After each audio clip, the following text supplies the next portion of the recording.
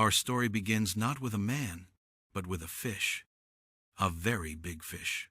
Our narrator, Will Bloom, tells us about a local legend his father, Edward, loved to spin, a tale of an uncatchable catfish called the Beast.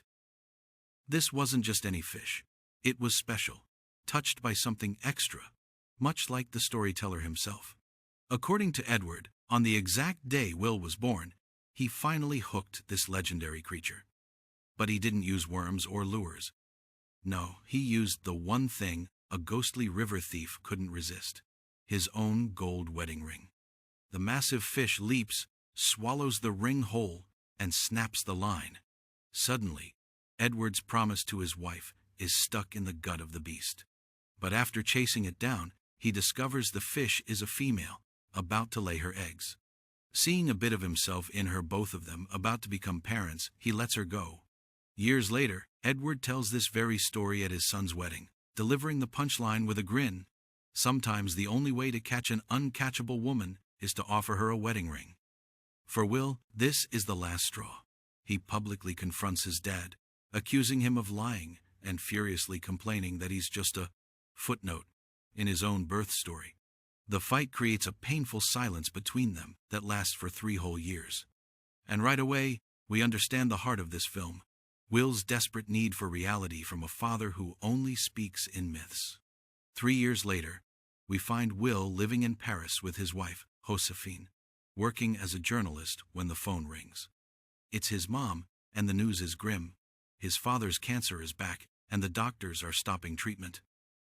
Without a second thought, Will and Josephine are on a plane back to Alabama. From this stark reality, the film plunges us back into the world of myth.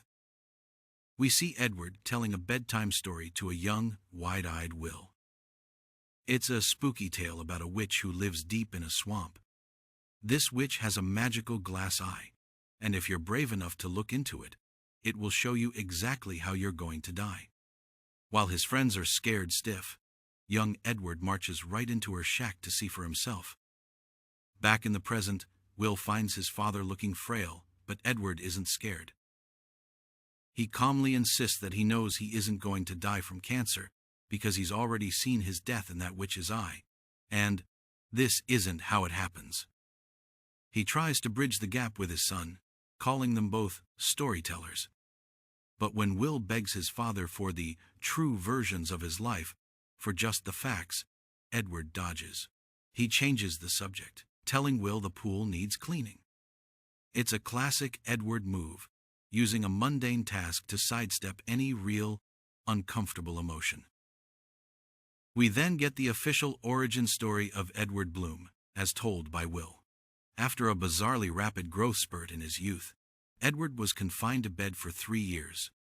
During that time, he became obsessed with an encyclopedia entry about goldfish, learning that a fish will only grow as large as its environment allows.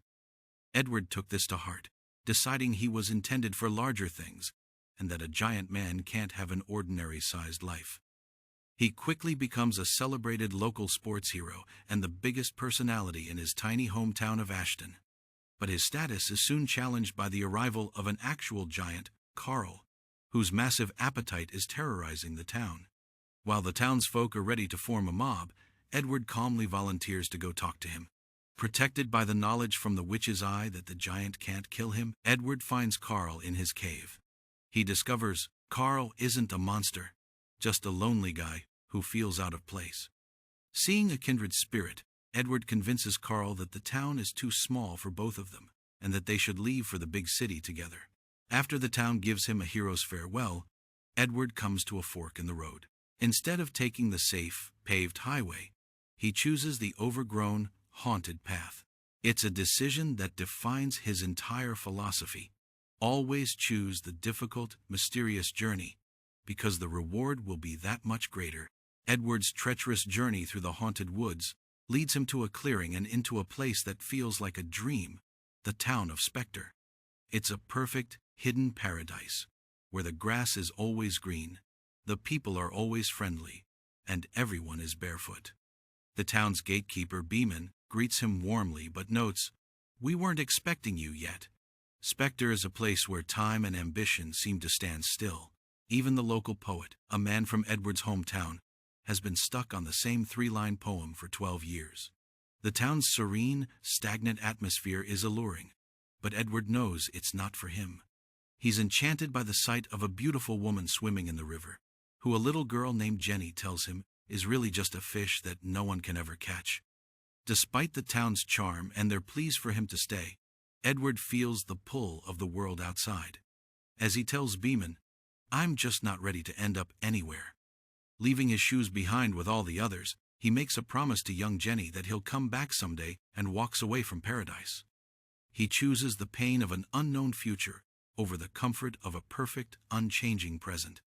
After another harrowing trip through the woods, he finally finds Carl waiting for him, ready for their adventure to truly begin. Back in the present, the tension in the Bloom household is palpable. At dinner, Edward launches into a classic tall tale about parrots in the Congo that speak perfect French but refuse to discuss religion because it's impolite.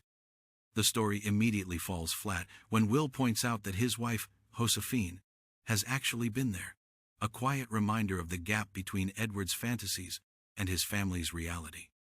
Later, Edward finds a more willing listener in Josephine. He tells her a rambling joke about a prophetic crow that correctly predicts his aunt's death, then incorrectly predicts his father's death, with the punchline revealing that his mother was having an affair with the milkman who dropped dead that morning. It's a story designed to charm, but it's the kind of folksy fabrication that has driven a wedge between him and his son. Josephine, however, is more interested in the man behind the myths. She asks to see pictures from his wedding, only for Edward to reveal that they didn't have a traditional one because his wife, Sandra, was already engaged to another man when they first met. This bombshell becomes the perfect lead-in for Edward to tell one of his greatest stories, the epic tale of how he met the love of his life. Edward's story of true love begins at the Callaway Circus, where he and Carl have found work. Carl is now a star attraction, billed as Colossus, the gentle giant. One night, while working the show, Edward experiences something profound. As he puts it, "They say when you meet the love of your life, time stops." And that's true. For him, in that moment, it does. The entire world freezes as he spots a beautiful young woman in the audience, and he knows instantly that he's going to marry her. He immediately tries to find her, confronting the cranky ringmaster, Amos Calloway. Amos knows who she is but laughs him off, telling Edward he's just a big fish in a small pond, and completely out of her league. But Edward is relentless. He strikes a deal. He'll work for Amos for free, as long as it takes, if Amos will tell him one new thing about her every month. This kicks off 3 years of back-breaking, unpaid labor. His only reward is the trickle of information that keeps his hope alive. Her favorite flowers are daffodils. She's a student at Auburn. She loves music. These small, precious facts are all he has, fueling a romantic quest for a woman he's only seen for a single, magical moment. After 3 long years, Edward decides he can't wait any longer. He has to know who she is. He confronts Amos Calloway in his trailer, only to make a terrifying discovery. The ringmaster is a werewolf. But instead of running, Edward manages to soothe the beast with a game of fetch. The next morning, a human and very grateful Amos admits he was wrong about Edward and finally gives him the information he's earned. Her name is Sandra Templeton, and she's a student at Auburn University. Edward races to the university and finds her, laying his heart on the line with a breathtakingly bold introduction. "You don't know me, but my name is Edward Bloom. And I love you." He tells her all about the 3 years he spent working just to find her. Sandra is charmed, admitting she knows of him by reputation, but then she drops a bombshell. She's engaged to Don Price, a guy from Edward's hometown. Even this doesn't stop him. As she walks away, he yells, "I love you, and I will marry you." His determination as strong as ever. This part of Edward's life story reinforces one of his key philosophies. Things that seem wicked or evil are often just lonely and misunderstood, a lesson he learned with Carl and now applies to Amos the werewolf. Edward's grand courtship of Sandra is something straight out of a romance novel. He covers her sorority lawn with thousands of daffodils, her favorite flower, having called nurseries in 5 states to get them. The gesture works, and Sandra breaks off her engagement. But just as they're sharing their first real moment, her ex-fiancé, Don Price, shows up looking for a fight. Having promised Sandra he wouldn't hurt him, Edward refuses to fight back and takes a brutal beating. In a twist of fate, it's Don who collapses. The exertion triggers a fatal heart condition he never knew he had. With Don gone, Edward and Sandra are free to be together. Their wedding plans, however, are put on hold by the arrival of his draft notice. To get back to Sandra as fast as possible, Edward volunteers for the Army's most dangerous assignments, which leads him on a secret mission in Asia. His goal is to steal documents during a USO show starring a pair of conjoined twins, Ping and Jing. The mission goes sideways, and Edward ends up striking a deal with the twins. He'll help them get to America and become stars if they help him escape. With no way to contact home, the U.S. Army officially declares him dead, leaving Sandra to believe she's lost him forever. Back in the present, Will's frustration with his father's stories causes a rift between him and Josephine. She's fallen in love with the romance of it all, while Will can only see the lies. He reveals his deepest insecurity, that his father's constant travel and storytelling were a cover for his secret life, a second family he loved more. This leads to a raw, painful confrontation between father and son. Will tries to explain his feelings using a metaphor about icebergs, saying he only sees the 10% of his father above the surface and has no idea who the man underneath really is. He begs his father for once to just be himself, good, bad, everything. But Edward fires back, "I've been nothing but myself since the day I was born. And if you can't see that, it's your failing, not mine." The argument ends in a stalemate. Shortly after, however, Will's mother gives him an old telegram that proves his father really was reported missing in action. Then, digging through his father's old office, Will finds the missing piece of the puzzle, a deed to a house inspector, a property owned by the Edward Bloom Trust, and a woman named Jennifer Hill. For Will, this feels like concrete proof of the secret life he always suspected. Following the paper trail, Will drives to the forgotten town of Spectre, which has fallen into ruin. He finds the house from the deed and the woman who lives there, Jennifer Hill, who is the grown-up version of the little girl, Jenny, from his father's stories. Will cuts right to the chase and asks if she was his father's mistress. Jennifer smiles sadly and tells him the story is much more complex. Years after his first visit, his father's sales route brought him back to Spectre during a storm, and he was heartbroken to find the idyllic town bankrupt and falling apart. So, he decided to save it. He called on all the rich and powerful people he'd met over the years and convinced them to invest in his dream, buying up the entire town to preserve it. The only person who refused to sell was Jenny, who was still hurt that he took so long to return as he'd promised. But Edward, in his typical fashion, didn't give up. He spent months personally fixing her dilapidated house, repairing the roof, mending the porch, and slowly winning her trust. Jenny admits she fell in love with him, but when she made her feelings known, he gently turned her down, telling her, "I'm in love with my wife. From the first day I saw her till the day I die, she's the only one." Jennifer helps Will understand that he was never his father's secret. He, Will, and his mother were the real world Edward always came home to. She was just a character in one of his fairy tales. Will drives back from Spectre only to learn that his father has had a major stroke and is now unconscious in the hospital. That night, Will takes the watch, sitting by his father's bedside. Dr. Bennett, the old family doctor, joins him and shares a quiet, crucial story. He tells Will the real, unvarnished truth of the day he was born. There was no giant fish or lost wedding ring. His mother's neighbor simply drove her to the hospital because his father was away on a business trip in Wichita. It was a normal, healthy delivery, and that was that. Dr. Bennett smiles and says, "Not very exciting, is it?" He then confesses that if he had to choose between that boring truth and the epic tale with the fish, he'd take the fish story any day. It's a key moment for Will, who finally starts to see why the stories were so important. Just then, Edward begins to stir.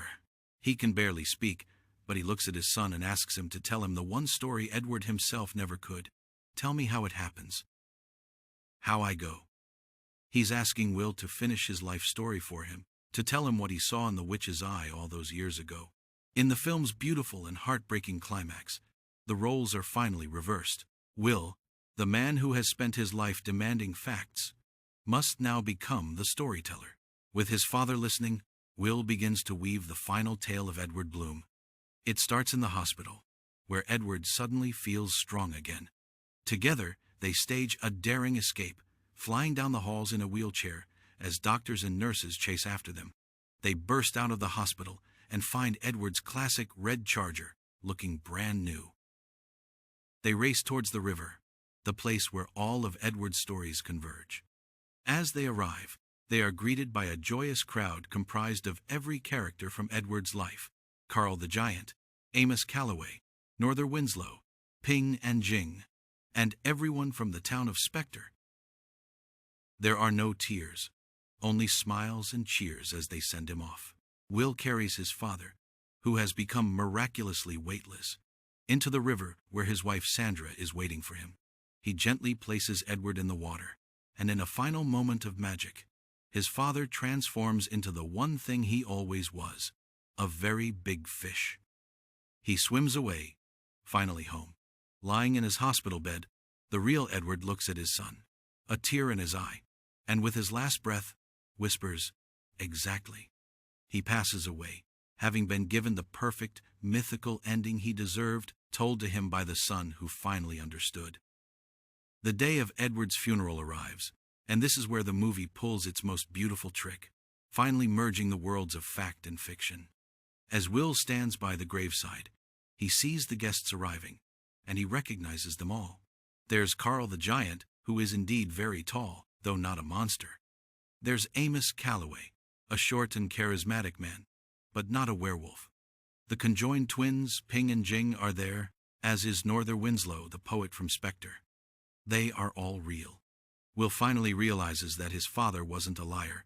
He was a storyteller who took the ordinary people and events of his life and gave them a touch of magic and myth. The funeral isn't a sad event. It's a celebration, full of laughter and stories about the incredible man they all knew. In the final scene, we see Will by a pool with his own young son, passing on his father's tales. He recounts the story of the giant and the witch, finding a new appreciation and love for them. He has learned that a story's truth is not in its factual accuracy, but in its power to connect, to inspire, and to live on. In telling his father's stories, Will ensures that Edward Bloom, the man and the myth, becomes immortal. I hope that narrative breakdown provided some valuable context. Now, let's move on to my critical review of Big Fish from 2003. So, let's get right to it. I think this is one of Tim Burton's best films, and maybe his most heartfelt. It's a major shift from the gothic, shadowy worlds he's famous for. Instead, he gives us something bursting with color, warmth, and a surprising amount of emotional depth. It's still got that classic Burton weirdness: giants, werewolves, and a town where no one wears shoes, but it's all in service of a very human story about a father and a son. The best thing about this movie is its visual imagination. Burton is a master at creating unique worlds, and the flashback sequences are where he truly lets loose. These aren't just stories. They're fully realized, magical little vignettes. From the idyllic town of Spectre to the iconic field of daffodils, every fantasy scene is a feast for the eyes. It feels like Burton found a story that perfectly matched his whimsical style, allowing him to build these incredible fantasies that still feel grounded in a real, emotional journey. The acting is top-notch across the board. Ewan McGregor is the perfect choice for the young, impossibly charming Edward Bloom. He has this boundless energy and a winning smile that makes you want to believe every tall tale he tells. Then you have Albert Finney as the older, dying Edward, who brings so much gravity and quiet heartbreak to the role. The two performances work together perfectly to create a single, unforgettable character. The supporting cast is also fantastic, with a special shout-out to Alison Lohman, who is unbelievably convincing as a young Jessica Lange. Now, the film isn't perfect. Its biggest weakness is probably its pacing. The fantasy flashbacks are so creative and entertaining that whenever the movie cuts back to the present day, the energy takes a noticeable dip. Billy Crudup does a great job as the frustrated son, Will, but his reality just can't compete with the magic of his father's stories. Also, while Edward is a rich character, his wife Sandra feels a bit underdeveloped. She's presented as this perfect, idealized woman, but we don't get much insight into who she is beyond her love for her husband. Despite those minor issues, Big Fish is a beautiful and moving film. It's a powerful fable about how the stories we tell can become our truth and how they shape the people we are. The ending is an emotional gut punch in the best possible way, bringing everything together with a conclusion that is both heartbreaking and incredibly satisfying. It's a film that celebrates imagination and love, and it will stick with you long after the credits roll. Now let's have a look at my rating breakdown. The core idea of stories being truer than facts is fantastic and emotionally powerful. The script cleverly weaves fantasy and reality, though a few supporting characters feel a little thin. Tim Burton's vision is clear and beautiful, swapping his usual dark style for a vibrant, fairy tale look that fits the story perfectly. He directs the fantasy sequences with incredible imagination and guides the film to a deeply moving finale. Ewan McGregor is perfectly charming as young Edward, and Albert Finney delivers a powerful, weighty performance as his older self. The whole cast is strong, but the way these two actors create one seamless character is the highlight. This movie is gorgeous from start to finish. The cinematography is full of rich, vibrant colors and memorable shots, and Danny Elfman's musical score is one of his all-time best. It's both whimsical and incredibly poignant. This is a wonderfully charming and emotional film that is absolutely worth your time. While the pace slows down in the real-world scenes, the magical journey and powerful ending make it a movie you won't soon forget.